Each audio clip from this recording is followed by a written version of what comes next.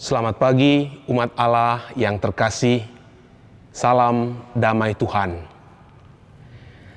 Yesus Kristus adalah wajah belas kasih dan kerahiman Allah. Dia menampilkan Allah yang begitu lemah lembut dengan wajah yang teduh. Kita selalu diundang untuk menghampiri tahta kerahimannya, agar kita mengalami samudera kerahimannya. Seperti Thomas yang telah berjumpa dengan Dia, Sang Kerahiman, dan berseru, "Ya Tuhanku dan Allahku."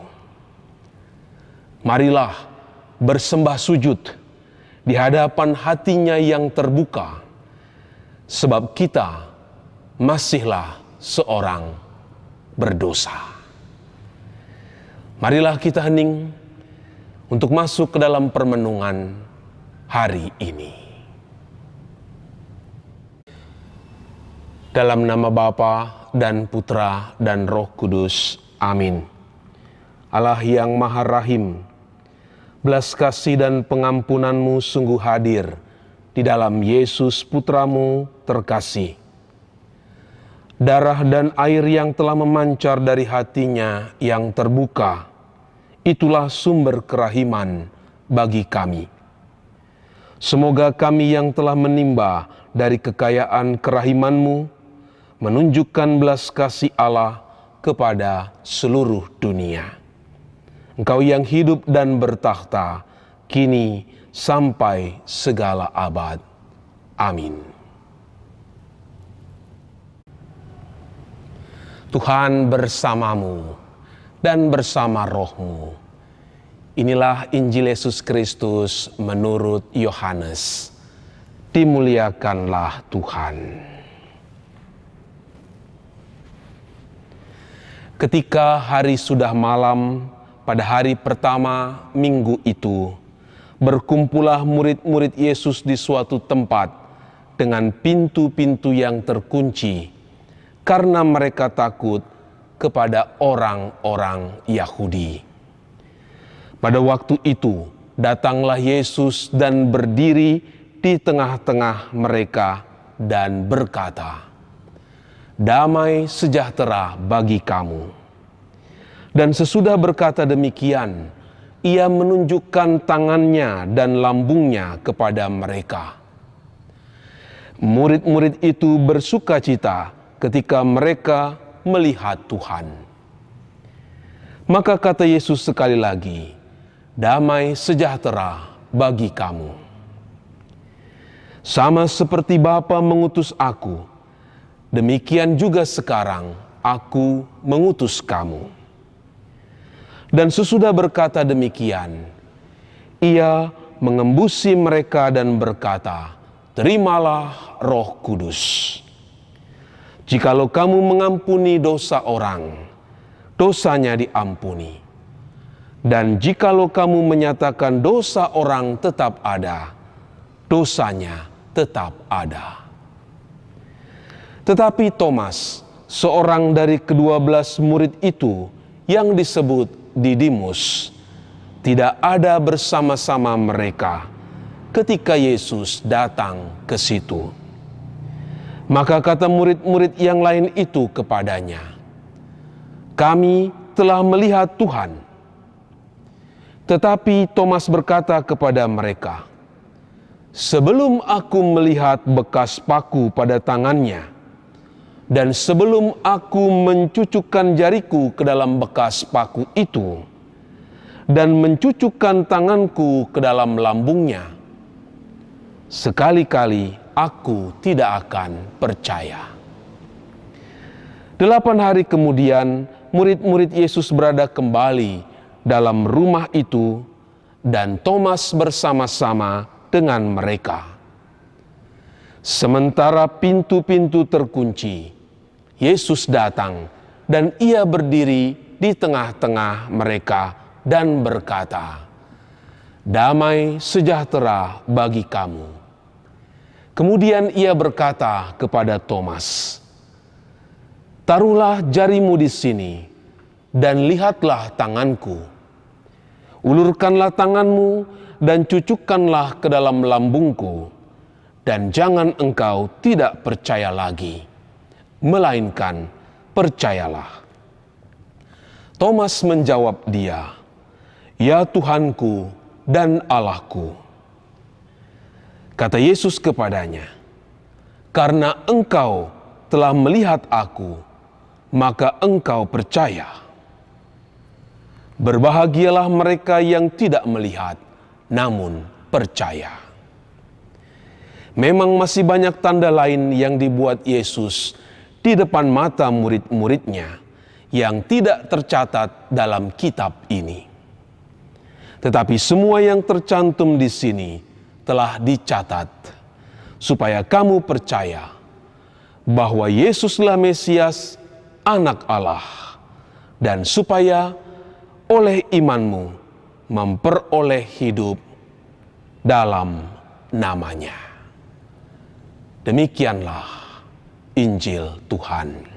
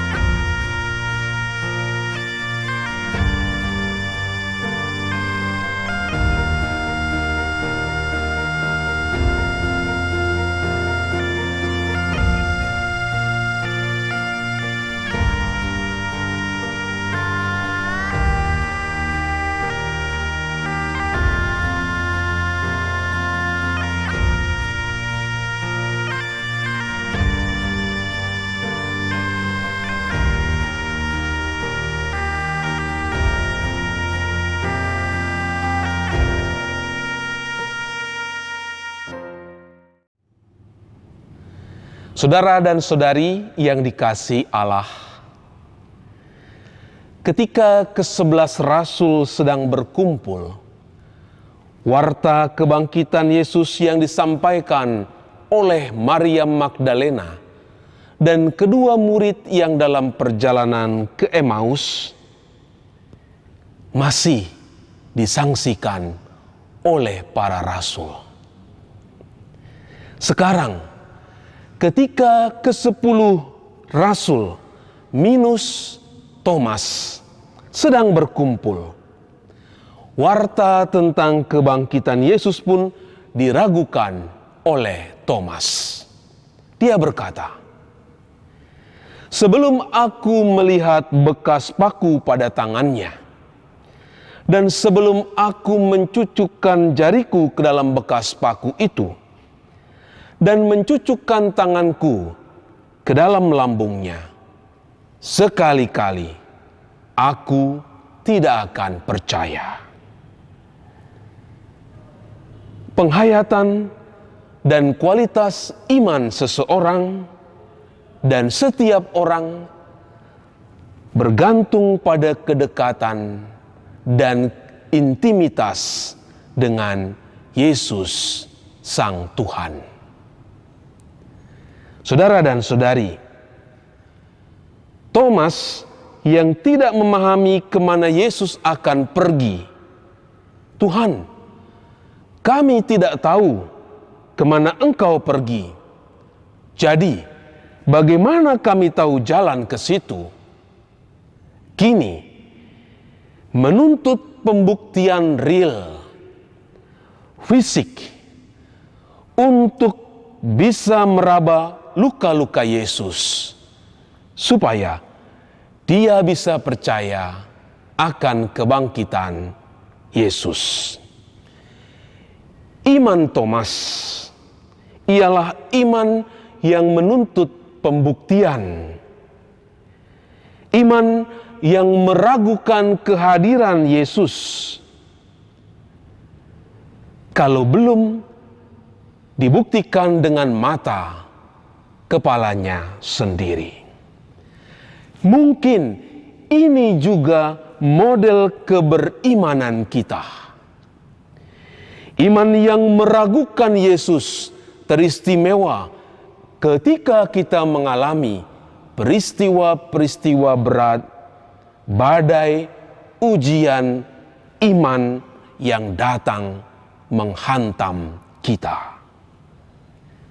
Kita ragu, sungguhkah Yesus hadir, menyertai, mendampingi kita?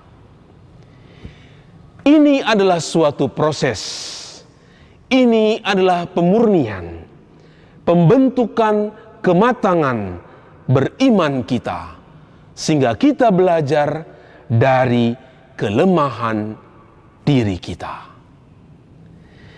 Ada sisi rentan dan rapuh, mudah terluka dan berduka, tetapi percayalah, Yesus datang untuk memapah dan menyembuhkan luka-luka kita kembali.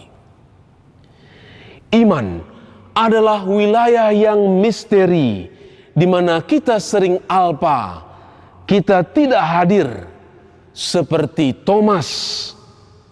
Padahal pada saat itulah Yesus menampakkan dirinya, kehadirannya. Iman kebangkitan mengajak kita untuk disembuhkan oleh Yesus apabila kita masih ragu-ragu kepadanya. Saudara dan saudari yang terkasih, hari ini gereja mempestakan kerahiman ilahi. Kerahiman ilahi adalah obat penyembuh dosa kita dan dosa seluruh dunia. Saat ini, dunia membutuhkan kerahiman ilahi untuk dipulihkan dari keadaan yang mencemaskan dunia dan membersihkan dunia dari wabah virus ini. Pandanglah wajah kerahiman itu. Mohonlah kerahimannya bagi dunia dan dosa-dosa kita.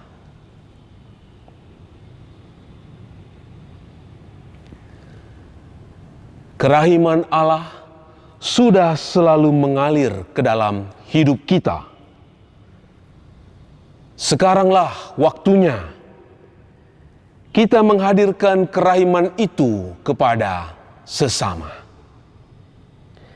Selamat menjadi pribadi yang menampakkan wajah kerahiman Allah kepada sesama. Selamat pagi, selamat beraktivitas. Tuhan Yesus, Engkau hadir tatkala kami alpa dalam kebersamaan dengan Engkau. Di situasi saat ini, banyak hati kami merasa hampa dan kosong. Banyak orang muda kehilangan arah. Sembuhkanlah kami yang terluka akibat kebencanaan ini. Dan biarlah kami orang berdosa berlari menuju ke sinar kerahiman-Mu yang menyelamatkan. Engkaulah sumber kerahiman bagi kami dan seluruh dunia. Amin. Tuhan bersamamu dan bersama rohmu. Saudara-saudari dan segala tugas kita untuk menghadirkan kerahiman Allah bagi sesama dan dunia diberkati oleh Allah yang Maha Kuasa, Bapa dan Putra dan Roh Kudus. Amin.